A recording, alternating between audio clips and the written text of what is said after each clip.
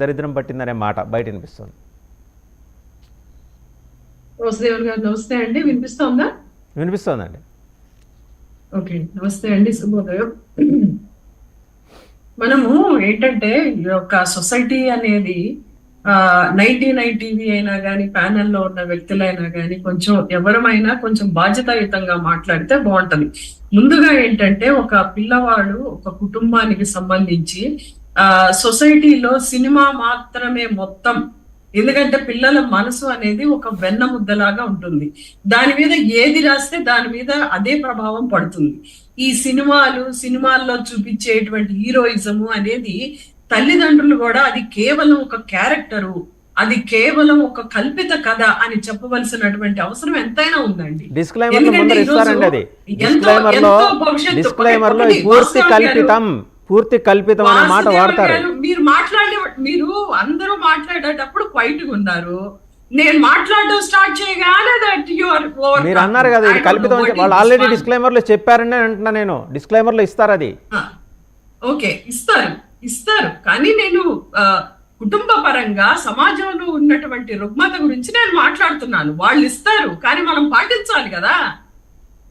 ఇప్పుడు ఎంతో భవిష్యత్తు ఉన్నటువంటి ఆ పిల్లలు బాగోగులు చూసుకోవాల్సినటువంటి తల్లి మరణించింది. నిన్నటి వరకు చావు బ్రతుకుల మధ్య ఉన్నటువంటి పిల్లవాడు బయటకు వచ్చాడు ఈరోజు. కానీ ఈరోజు పిల్లల మీద సినిమాలు ఎంత ప్రభావం పడుతుంది. ఏదో స్వయం కృషి సినిమాలో చిరంజీవి గారు చెప్పులు కుట్టారని అందరూ చెప్పులు కుడతారా?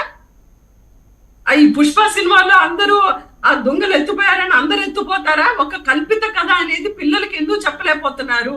ఆ పిల్లవాడిని ఇంట్లో కూడా పుష్ప అని పిలుస్తారంట. అంత ప్రభావం ఎందుకు పడుతుంది? ఒక సినిమా అనేది ఒక క్యారెక్టర్ మాత్రమే, కేవలం కల్పిత కథ, ఒక క్రియేషన్ మాత్రమే. దాన్ని ఈరోజు ఉప ముఖ్యమంత్రి గారు కూడా అదొక పెద్ద అదేది నిజంగానే జరిగినట్లుగా, నిజంగానే అది జరిగి అదేదో అరాచకం సృష్టిస్తున్నట్లుగా ఆంధ్రప్రదేశ్ కి సంబంధించినటువంటి ముఖ్యమంత్రి గారు మాట్లాడటం చూసాం. ఏది ఆయన ఒక సినిమా యాక్టర్ అయ్యుండి కూడాను.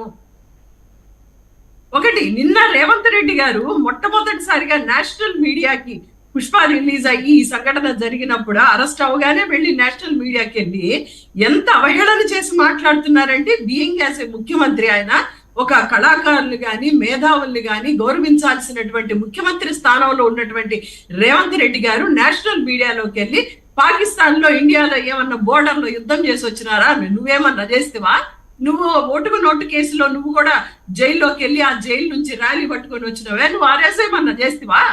అడగలేరా ప్రజలు ఎవరు సోషల్ మీడియాలో కానీ? ఇవాళ మీడియా అనేది పూర్తిగా అబద్ధాలమయమైందని అందరికీ తెలుసు. ఆయన ఏమన్నా పాకిస్తాన్ లో ఇండియాలో బోర్డర్ లో యుద్ధం చేసి వచ్చినాడని జైలు నుంచి ఇంటికి